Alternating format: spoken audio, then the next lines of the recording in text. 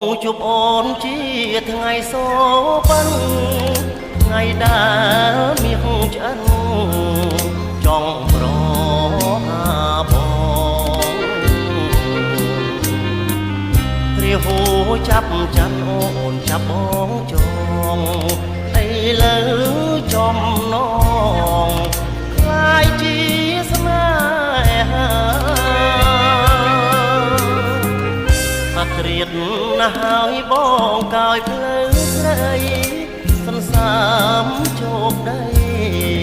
ក្រងរំចិនដាចងគៀងផ្លងក្នុងជុំចទីប្រវត្តិស្នេហា